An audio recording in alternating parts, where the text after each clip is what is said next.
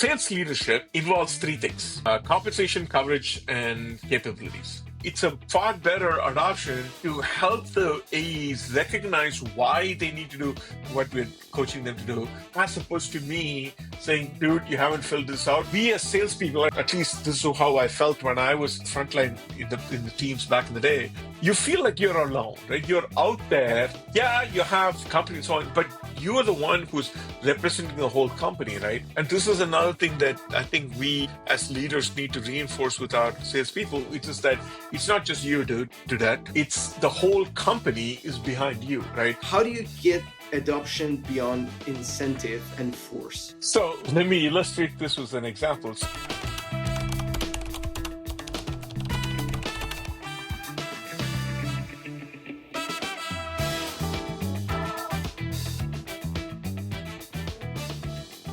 Venkat, how's it going, my friend? Good. How are you doing today, Michael? Can't complain. Sunny, but my AC doesn't work. So I just called the management and said, hey guys, do you want to fix this? Like, honestly, it's like 300 degrees here. Anyways, how are you doing? Good. I live in San Francisco where it's permanently air conditioned. Though, I got to say, in the greater than 20 years that I've lived here, in the past year, 4 years, 5 years, I've needed to use AC more often than I used to in the past. So, Yeah. call it what you will. Before we start, tell me about the background. You got a lot of books, man. You got a lot of books. We have a lot to talk about there. So one of my great passions in life is, apart from my wife, is reading. And I read a lot on different topics. And this is just my to be read slot, right? These are books that I bought that I want to read. And we have books that I have read and so on. So I read fiction, I read philosophy of various kinds, and then I also read science and not quite business, but science, economics, and stuff like that. Right. So the books on at least earlier, when I had more space, they were organized as like novels that I want to read, and then philosophy, novels, and tech and other things. But now it's all mixed up. So right now in philosophy, I've been reading a lot of things on Stoicism, and actually more recently, it's been more on Buddhism. And then when it comes to fiction, there's a whole bunch of different kinds of fiction. And then when it comes to tech and business, I'm reading a lot on AI and other things, which is something that I've been super interested in. I used to work at Mitel, so that's the Mitel flag out. I don't know if you can see it. And then I also have a laser cutter, and this is my laser printer. So what you see there is for laser cutter and printer, which is those are things that, in interviews, people ask you, what is something about you that I can't find in LinkedIn? I just gave you an overview of that. I love it, man. Look, you said something about sci-fi at the end. You said, hey, this section is for sci-fi books. I want to hear about your background first and foremost. And then we want to get into some questions around AI and what actually looks like pure sci-fi. So why don't you just tell a little bit about your background, what you're working on these days, and let us know who you are. So I am effectively the CRO at Splashtop. We had a remote access, remote support software company with a vision of going into endpoint management overall. But quickly led go-to-market in sales and marketing over the past, I don't know, Lord knows how long. Let's not get into it. In tech companies. Prior to this, I was at a much larger company, Mitel. Before that, I was at 8x8, which is a Zoom competitor. And I started a company, Mariana IQ, which was an AI for marketing company. So we got into deep learning back in 2013, and then we sold it to 8x8, who's used it for other purposes. Prior to that, I started another company, and I used to work at McKinsey, and my previous company was like a mobile payments company. So if you look at a barcode on your phone or like a QR code on your phone to pay, that was our idea. Except we did that on feature phones before iPhone. And this is where I always say, this is where I learned the lesson of being at the right place at the right time by not being at the right place at the right time. Though I think I was the right place. We were in Singapore, but not at the right time. But anyway, by background, I'm an engineer.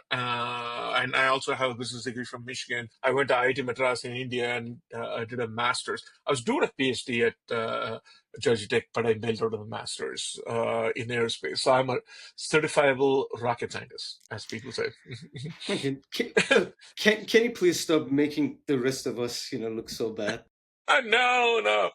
I just I just stumbled onto these things. And so, I mean, you're talking about AI and science fiction and my reading and so on. So, I mean, arguably, my thinking about using data and all of these things to think about future started off with the Foundation series with Asimov, right? And which I read back when I was probably 17, 18, 19, something like that. I don't remember exactly. Which is all about like these metricians or I've forgotten the exact name, who use data and other things to forecast, predict the future, and they know everything that's going to happen. And that kind of formalism to understand what's going on has always appealed to me, right? And which is why I became an engineer. You predict things, you look at things, and you see how things are going to happen. That's been a common thread, right? And then I went to McKinsey, and then at McKinsey, a lot of what work that we do is trying to use data to frame something that's essentially unknowable to determine parameters of what works and doesn't work. More than a dozen years ago, 13, 14 years ago, when I was thinking about starting, I was running marketing at Juniper Networks, and we were looking to figure out how to target specific individuals in companies. And that's when I quit to start my own business. And this is back in 2012, 2013. And the first wave, I mean, like, this is when ImageNet solution had happened, and I felt like we could use a similar thing in using profile data from various sources. But the problem just essentially came down to, like, we as human beings, right? You look at one resume and another resume, you know how they are similar or different. How do we do it at scale? That was what we were trying to solve with AI. And you can look at keywords and you can look at job titles, but like, my favorite example is looking at like assistant VP or assistant to VP. Those are extremely different jobs, but from a naive matching of keywords, those are or titles, those are extremely same, right? And that's where we were trying to figure out how do we identify the specific individual, because you guys are in sales enablement and other things. And the problem is always like, how do you identify that one person or that purchasing team that you can go target, right? That's what we're trying to solve. This is interesting. You know what? Your background is actually very fascinating. You're one of those folks who started as an engineer because you're super curious. You started building yourself too. So you built your company, you sold your company, you stayed in sales and marketing. Now you're basically leading a team as a CRO. So I'm really curious, like, what really kept you in sales for so many years? Like, what really, fascinates you or interests you, or, spark your curiosity, if you will, just to make you stay in sales for that long? So I studied to be an engineer for 7 years. Between my undergrad and my failed PhD, and I bailed with a master's. And then I started working in the automotive industry, and I worked as an engineer for 1 year, and then switched into engineering type roles in sales, right? And I was in a sales thing for GE Plastics in the sales organization, doing some engineering/sales roles, right? And what I really loved about this is the daily, every day, every month high of sales, right? And it's like, yeah, and we at GE Plastics back in the day, if you missed your numbers 3 periods in a row, you're fired, and if you make it, you get promoted. And so it was like, it was every quarter, either you got it done or you did. And it's a daily high or a weekly, monthly high. And like, when you're in any business roles, right? Any normal business roles, you don't have that kind of like immediate feedback to what you're doing. And I loved it. And even though I started companies and did a lot of things, and if you start companies, right, essentially everybody in a startup You is are in selling, sales. right? You are in sales, right? And then even though I worked in consulting, and which was an extremely rewarding experience on its own, I've always, since then, it's always been in some kind of sales and other role. And I love the high, yeah, and you go talk to a customer and the customer loves what you're doing. That is like, to me, and when I was doing my startup or in my current roles, it's like when you go talking to the customer and the customer loves what you're doing, that high of like seeing the light go up in a Hmm. customer's eyes, that is joy. It's like the joy that you get when you're talking to your kid and you're trying to teach your kid something. That's the joy you get, right? That is the high that I'm chasing. I understand I shouldn't be chasing that high, but like that's what you look for, right? You know what I'm saying? You know what? I actually challenge that idea that you shouldn't. You know why? Because many people try to, make everything about sales a science. Look, I agree. Sales should be more of a science. Otherwise, you cannot scale it. But for individuals, we know we are in a risky business. And if we are not risk takers, and part of, again, taking risk comes with this passion and joy and uncertainty. And then when you figure things out, obviously, to your point, you get the high. Yeah, You get that high that, pumps you and said, hey, tomorrow is another day. Tomorrow is another day, and then the yeah, quarter is done. Okay, everything reset back to the basics. Run, yeah. run, run. So many people don't like it. Like it's so funny. I was chatting with a friend of mine who said, "You guys are insane. I hate sales." I was like, "Why?" Because you want to be comfortable. So sales make you uncomfortable for good. Again, this is my point of view, but it sounds like we are sharing, similar sentiments, one way or another. No, absolutely right. I mean, so there is by the way, this is where doing a sales role as a sales person versus a sales leader is so different, right? And there are very few jobs where doing the job versus managing the job is so different as in sales, right? Mm-hmm. And as a sales leader, and this is one of the things that I miss, right? As a CRO, I don't get to go be in that chase, right? In that everyday thing. I'm going to call you. I'm going to talk to you. I'm going to do this. You don't get to be in that. And I'm removed. And especially for a company like ours, a lot of things that I've done where it's velocity business, I get into things only when shit has hit the ceiling, right? And until then, I don't. And which makes me miss those everyday life of like the frontline salesperson doing the thing where you're the Marines for the company, right? You're right there telling the story, going there, fighting the good fight. And which is, by the way, every time I sign off my team for the past, I don't know, Lord knows how many years, 15, 20 years, I always sign off by saying, keep fighting the good fight, right? And that is what we as salespeople do. We are the Marines. We are the ones who are the first boots on the ground, and we fight in the good fight, right? And as the leader, it's like you miss that. But Yeah. and this is where I'm an engineer and also bringing a lot of process thinking and so on. And this is where being in the background does help me. And having done the role of a salesperson, where like helping them come to that, right, is what my role is, right? I see my role as a coach and a cheerleader and also there's always an evaluation component to this, but like those are the elements that become important to what I do. You know what's fun about this? This reminded me of this. What was the movie? Creed or something? Like it was like the coach, training the new dude, and it sounds like that. Look, I've been inside the ring. I got my trophies. I learned. I got a bunch of I don't know, punches in the face. Right now, Yeah, I can help you at least when you get punched. Hopefully you don't break. So yeah. let's talk about that. When you wanted to get into leadership in a position, have you mentally prepared yourself? Or better question would be, how actually did you prepare yourself for the role? Or maybe you didn't. So tell us, what happened. So when you're switching from the person in the front versus switching on to being a leader, sales leadership involves three things: uh, compensation, coverage, and capabilities. Meaning, what are you comping your salespeople on, and how do you structure it, to coverage, like how many salespeople do you have per area and so on and so forth. And the third thing is capabilities. What skills and capabilities does my team have to deliver on what they need to do? These three things, I didn't think about it when I was a frontline salesperson, right?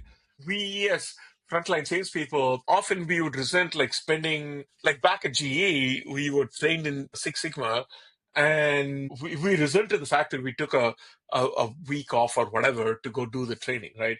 However, whether or not Six Sigma helped us specifically is a different issue, but like these kind of training things help, right? And so as the leader, you think about these elements in an extremely different way, right?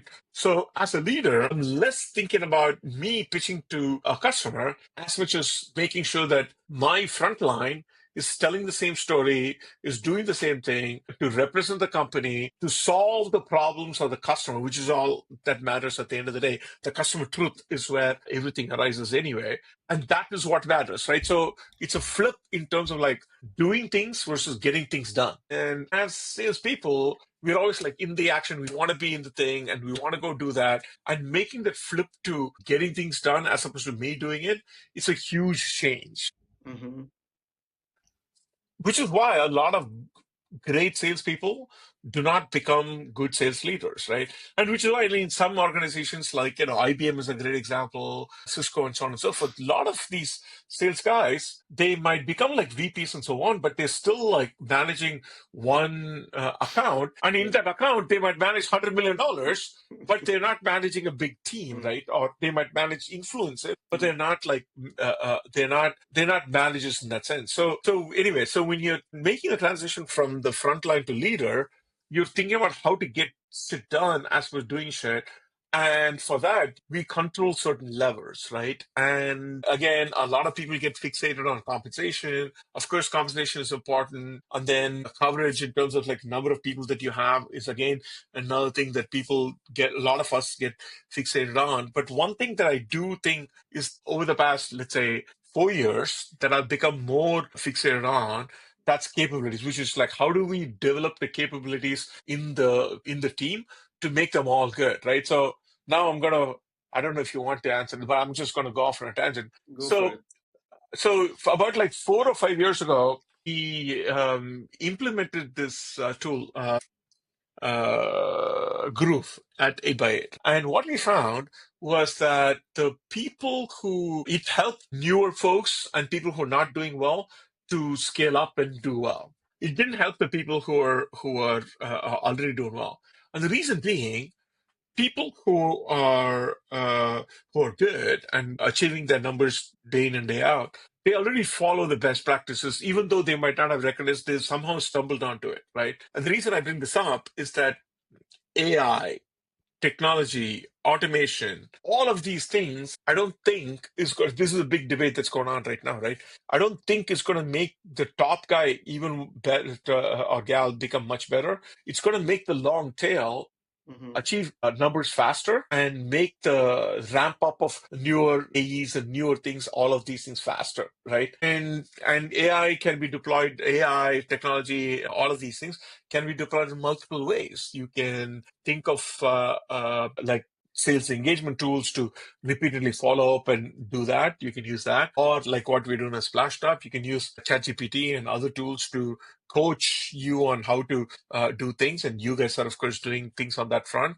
So where I'm going with this is like when you make the transition, you the big thing for you to stop doing is to think, hey, I would have done differently from you. Of course, I would have done differently because you and I are different people. But like, how do I get everybody in my organization to perform at a higher level? That has to do with like, how do I get my not the best performance to do better? Maybe you can, but it's to make sure that the medium and lower tail gets ramped up faster to at least the average. Then the whole thing goes up, right? Mm-hmm. And so that is how I think about it. And this is where the technology and everything comes into play to improve the capabilities of the newest person, the least capable person, and ramp them up very quickly to perform much better than what they could have done otherwise. I love this because it sounds like, again, you you have a coaching culture yourself as a leader, and you bring it to the company by saying, hey, look, even I gave you three topics to talk about. We talk about compensation, and hopefully again your reps are happy with that, because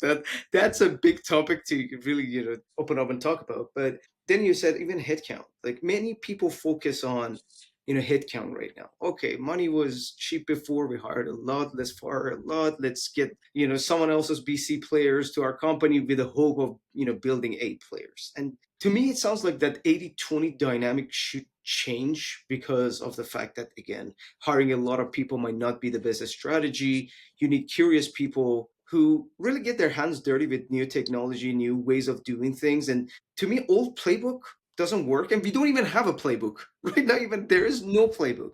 So the only way is to really make our people perform at their best, whatever that best might be for your organization. So Absolutely.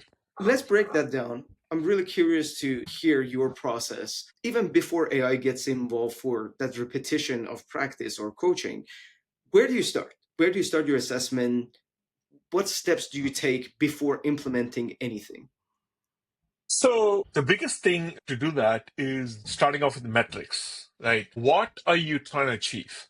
Mhm. Of course, we're all trying to achieve meeting our quota and so on and so forth. But that's at the higher level, right? So then you put in your usual pipeline and funnel metrics and every stage of the way and so on and so forth. And once you start doing that, you start getting, and this is, by the way, another place where uh, I spend a lot of time, whether it's sales and or marketing, in creating what I call as this revenue model, which is like you start off with like what's the revenue you need to get? Therefore, what is the bookings you need to get? Therefore, what's the pipeline you need to create? Mhm. Therefore, what are the activities that you need to do? And it's a spreadsheet that we create, and I've created this in various companies over the past 15 years or so. As I always say, plans are useless, but planning is critical. And creating this spreadsheet allows you to think through what you think the world is, and then how the world is related to this or not, right? So that framework is to me the number one, right? Because that then, once you have that in place, then you can understand where the bottlenecks are, right? And then you Mhm. can start solving specific issues that we have.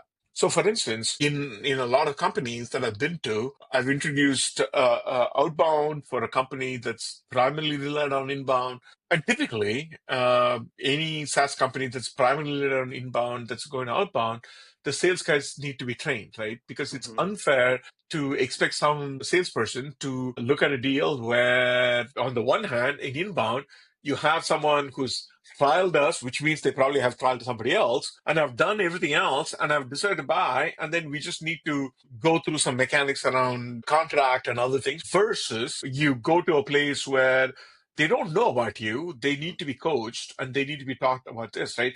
And then how do we recognize this problem? We recognize this problem by looking at this end-to-end math I was talking about, which talks about I talked about it from end onwards, but if you start from beginning, activities to pipeline to what funnel metrics that you have, right?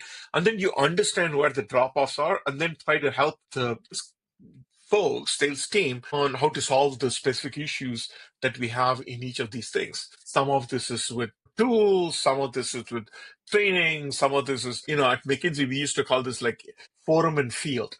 Forum is like you have like official classrooms where you coach people, and then field is like where you observe what's going on and then help them with that. And today you have all of these different tools where we can get data about what people are doing and then make it come back through AI and so on and so forth. Actually, on that front, like, of course, there are tools like Gong and Chorus and so on and so forth, which have been around for a while. But like what we did was like because we use recordings either on Sales Loft or on Microsoft Teams, we have all the transcripts. We put the transcripts and other things through ChatGPT, and we are able to evaluate our people in no time, right? And so we built the equivalent of a Gong in 2 hours. And $0. 2 hours of somebody's time and $0. And we could then understand like what is actually going on. So to give a more crisp answer to what you're talking about, there is the overarching model that we create that we think this is how the world happens. You look at the data, look at what the drop-offs are, and then start doing very targeted activities, tools, technology, people, etc., to go solve those specific issues in terms of where you need to solve. And in the recent past, and not just in my current company, but in my previous company, previous two companies, the bigger problem has always been an enablement, because companies change, we add new products, we target different things. How do we get our salespeople to go resonate with that, right? And that's not an easy thing. It's not just me being able to tell the story. It's the 100, 200 people that need to be able to tell the story, right? So And they all have different, skill gaps. They all have different strengths, and we don't even know if they even read the material they received from marketing. So that's a good expectation, if you will. So look, I have zero expectation that you guys do it. So let's just put it to practice. No, I'm with you, man. The problem with enablement is the fact that it's very reactive and disjointed. Like marketing, do yeah. something. Hey, do something for me. Okay, CRO has a plan to A/B test something. Do something. Tell me what you want us to say something. So this is the thing here, right? I think the big thing is a lot of the sales enablement tools uh, are perceived by AEs as being evaluated, Mm-hmm. right? Because you have stuff on these various tools, and then we have RevOps running it, and then we always are like, dude. And we as sales management go to them and say, dude, you didn't do this training, you didn't do that training. I'm like a school marm, telling people all the fucking things they didn't do, right? The difference is, and this is the lesson I've learned, especially in the past year or so, we just as we need to help the customer make the decision to buy our product, we as sales leaders need to help the sales folks do the right thing. I believe, and this I fundamentally believe, each of us as individuals, as human beings, want to do the right thing. Mm-hmm. We just don't know how to do the right thing. And we're worried about the consequences of not doing the right thing or being perceived as not doing the right thing, right? Mm-hmm. And so the challenge then becomes, how do you get your sales guys to take to do all of these things that I'm saying, oh, you as a school mom, I'm the school mom, and you got to do it, right?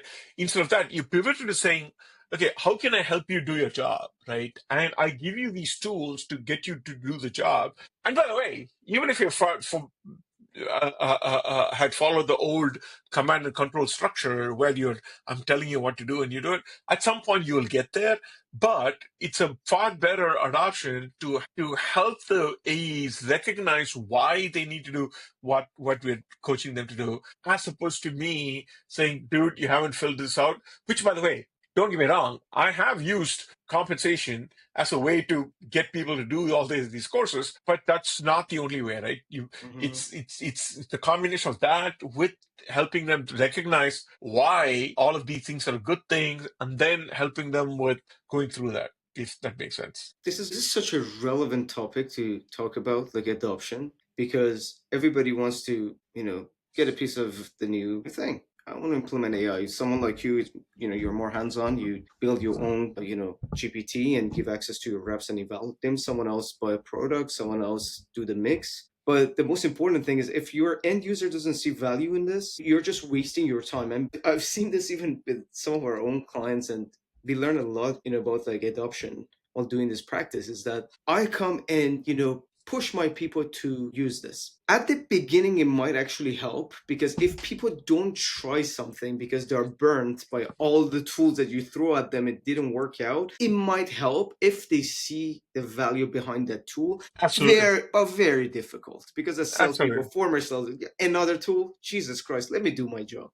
Do you believe your reps burn leads practicing on client calls? When it comes to giving them one-on-one coaching sessions, just don't have the bandwidth, so you get rid of them altogether? Or maybe you notice that your team spends a lot of time on non-revenue tasks like taking notes, updating CRM, or drafting emails. These are the exact challenges we solve for other revenue leaders like yourself. With Sell Me the Spend AI Coach, you can offer your reps role-play sessions at scale while automating one-on-one coaching sessions based on your best practices and methodology. Also, AI AI will take care of all their non-revenue tasks, like note-taking, CRM updates, draft the email for them, so they can focus on constant improvement while you're focusing on one thing and one thing only, revenue growth. If you're interested in learning more about the clients we are working with or use cases that might be beneficial to you, check us out at sellmethisman.ai. Another point is that, to your point, incentives could help, but to really keep this long-term going, they need to see they're improving something. Either I'm booking more meetings if I'm, SDR, BDR, or I'm, closing faster, larger deals, or Yep. I don't think tap on a shoulder or saying, hey, buddy, you're doing your job. That's why I don't micromanage you would help. Tell me about this, because this is very, very important for people that are listening to this. How do you get adoption beyond incentive and force? So let me illustrate this with an example. Some 20 years ago, I was doing a consulting engagement with a firm for a large telco, and this was a telco which is this is a call center, and now so we were dealing with a team of 10 or 11 or 12, I don't remember the exact number, and each of these guys, right, and we were coming up with the training curriculum that's going to be rolled out to everybody, right? And so these 10 or 11 people, they have zero concept of, and me too, like what's going to work and what's not, right? And for these 10 or 12 people, this affects their income. It affects the paycheck, right? Mhm. So how do you get them to engage in that, right? And in the beginning, it was a lot of one-on-one conversations with people in trying to understand it. And then I would be on a call, I would sit next to them on a call, and then I would be like, they'd do something, and then be like, now ask this question, right? And then they would ask this question. And initially it was like that one-on-one interaction, giving them the first of all the safety net that even if you fail it's okay, but consequently giving the permission to try different things and see what works, right? So it's that combination of like on the one hand, well, they still needed to make their paychecks, and then on the other hand, we need to get them to try different things to do it, right? Because, look, when I was a sales guy, there was like uh, maybe like two or three hooks that I had, right? Where I would always go back to. If you did this, that, gee, last year it was like more like, if you had to use it for this particular application, or if you're going to put plastic in your engine, it needs to be super hot and you can use an Ultem and blah, blah, blah, right? I had these things based on what the use case was. But like I recognize now, or even beyond that, like beyond those 4, 5, 6 things, right? Or three things, or two things that let's be honest, 1 to 3 things that I did, and getting them to try these new things. And then once we succeed, reinforcing the success and moving beyond, those are the things that we needed to do to get that buy-in, right? And this particular thing, it worked out really well. And then they rolled it out to everybody in that whole telco for a while. And this started with one-on-one discussions, one-on-one coaching, like, just listening in on the calls and being there for them. And they also knew that, hey, if things were to fail, I'm there to catch them, right? And that, I think, matters more for anything, because we as salespeople, and this was, at least this is how I felt when I was frontline in the teams back in the day, you feel like you're alone, right? You're out there. Yeah, you have a company and so on, but you are the one who's representing the whole company, right? And this is another thing that I think we as leaders need to reinforce with our salespeople. It is that it's not just you do that. It's the whole company is behind you, right? Yes, you are the Marines, you are the guys who are landing on the beach, but we have this whole army, this whole country, whole thing behind you to support you in whatever you're doing. And that getting that level of comfort and coaching them on other things is through the organization. Those are the challenges that we have to do as leaders. Right? Look, and without it, to your point, it's impossible to get No, anyone to do anything. And I was up to, no. hey, we just rolled this out. Please do it. And I was one of those folks hitting my number, and I'm like, you know what? I know you're not gonna give me shit because I bring my number, so I'm safe. Poor guys that have to go through all this like 2 hours training in group of 30, people sitting and nobody wants to get schooled. I think people really want to learn how to be better, how to do better. And those one-on-one conversations, building that safe environment, giving them at least something to start, because you said it earlier, people want to do their best, but sometimes they're That's lost. the key. So They don't that's know the how to key, do it. right? And here's the difference, right? And this is one point that I want to make sure that we get across. When you're in sales, like who doesn't want to make money? So everybody wants to do well, and everybody wants to succeed. However, bigger motivation in life is failure avoidance than success. If you get caught by a lion, you're going to die. If you fail to go catch the zebra to eat, that's okay. You're going to get your meal next day, whatever, or go eat a root or whatever the case may be. So this thing where we have this pain avoidance or failure avoidance or any of those things is far more overwhelming than our desire to succeed, right? So this is where we say, okay, how do we then create a safe environment where in the realm of coaching and training people and so on and so forth, we make it in an environment where people don't feel the evaluative nature of coaching, but like they feel that it's actually something that is going to help them, right? So they can avoid the pain and then hopefully figure out how to succeed. Makes sense. Like, to me, this sounds like it's beyond just winning. Because if you sell that vision that, hey, you're going to win, you're going to do better if you do this, it actually sounds like school again. Back in school, if you do this, hopefully you become a doctor. If you do this, like, you can make a lot of money or a better life. Instead of that, you can say, hey, this is what I'm noticing. These are the problems that I'm noticing that you might be, facing. You know what? Let's just cut the crap. Is it safe to say, if we actually, help them to avoid a future pain, they might actually, adopt to such thing better? Absolutely. The desire to avoid a future pain, or even a present pain, or a slight, depends on how long in the future, is will be as long as you can demonstrate a clear tie, then it can work. However, so here's the thing, right? So, for instance, working out. When you're a young person, you say, "Hey, um, you got to work out now because otherwise, if you work out now, you can avoid a heart attack when you're in your 50s, right?" But it's like you can avoid your heart attack when you're in 50s. It's very hard for me to get motivated with that in Mm, my 20s. yeah. So it depends on how far in the future you're talking about, right? On the other hand, to me, you say now, Venkat, you got to work out, otherwise you're going to get a heart attack. So let me ask you something. I think, I don't know if you have the answer, but I want to be, nosy and ask. You want to build a safe environment. You want to get in a room with, these individuals and say, hey, this is about you. I want to learn about you. I want to help you. And if you're just, let's say, selling this idea of future pay avoidance, how should we build this balance so they don't freak out? Like, I genuinely, like, curious, like, your conversation. Just imagine I'm a rep, you're a CRO. What are you gonna tell me? Like, why the hell do I need to go role play with AI? Why do I need to get my coaching with AI, Venkat? Like, what would happen if I don't? Beyond that, you're my boss.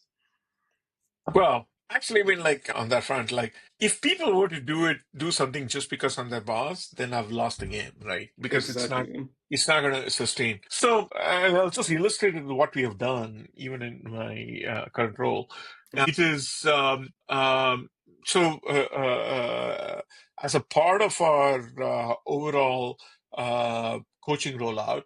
Initially, we had it as like a using AI, as I was talking about earlier, as a gong evaluator, right? Mm, Use AI to evaluate people. And then that told us, hey, we need to coach people. mm, And then initially we had a coaching as like, okay, we use AI to do role plays. And then we said, okay, we'll use AI to help you craft your stories and so on, right? And so this is where I think in my mind, at least I made a shift, which is to go from this evaluative thing of like, hey, you've done wrong, to then make a transition to then say, okay, I'm giving you the tools to go succeed, right? And when you make that flip to an evaluation to saying, okay, I'm doing all of this to make you succeed, it becomes a big difference. There's a huge difference there, right? And so I'm seeing now where people are like, "Hey, I've started using." Now, a lot of people don't recognize these different elements of ChatGPT that we have deployed, but we've helped them. For instance, we created prompts to help them do research for their prospects and customers, right? And that's cut down time for a lot of people. So then they say, oh, well, okay, so this ChatGPT thing that you're making me do has helped me save half hour before each call, right? And for a lot of other people who were not doing it, they're like, hey, I have all of these things in there that I don't need to do. So once they perceive this is starting to help them, that's when you get the engagement, right? Not because, of course, they will start engaging in the beginning because I'm telling you to do it. But once you start seeing the benefits, then you say, hey, this works. And then you go tell your buddy sitting next to you saying, hey, I tried this, this works, because we all learn from each other. And that's how the propagation happens, right? It's going again. Like my thing is always not always like the past 1 year or so has gone from like being evaluative and talking about like how we fuck up to then saying, how do I help you become succeed and then demonstrate your success? That's or demonstrate how you can be successful, and then you experience that. That's where the big thing is, right? I love this. Look, this reminds me of the domino effect. A good friend of mine on the podcast, actually, Graham Pitchers, kind of like taught me this. Said you pick a few reps, up and coming ones, the ones that are hungry and they want to do better, and then you give them something new. It could be your prompt for anything.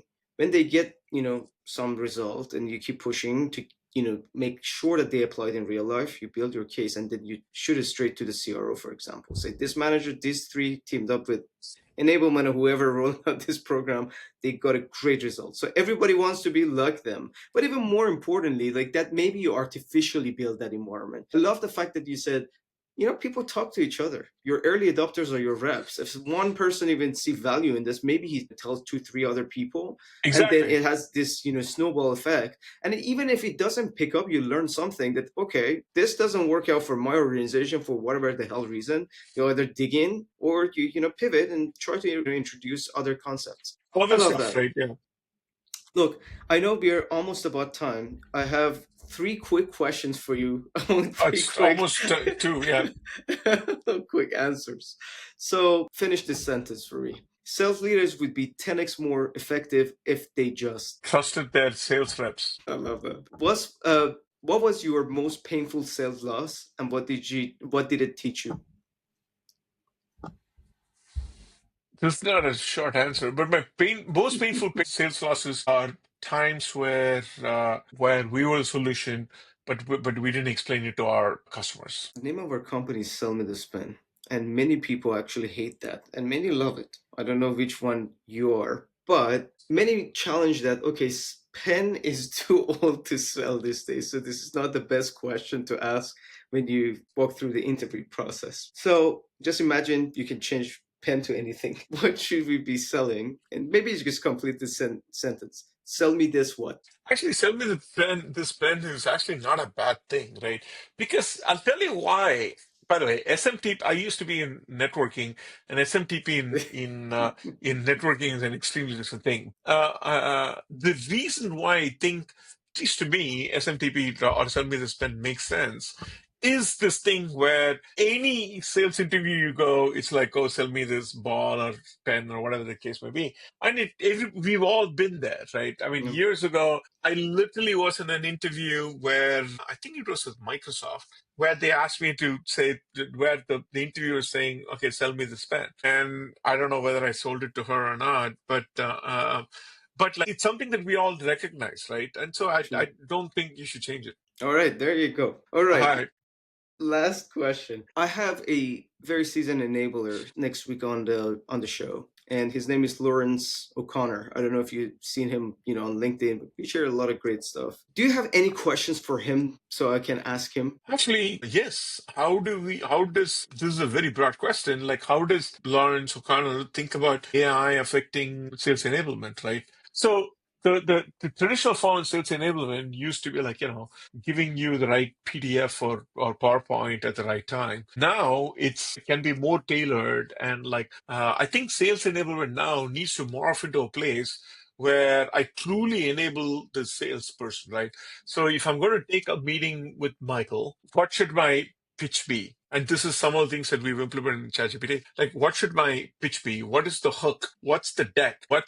So these are all things that we need to do. And I think AI can help you do all of these things, right? So yes, the question is like, how do we see this evolve, right, with AI and other things? And the whole old high spot way of knocking in high spot, but like whole high spot way of providing the right content at the right time while it was appropriate at that time. We're past that, right? And how do we change that? Is where I think we need to go. This is a great question. I think we can even start our conversation with Lawrence next week on this one.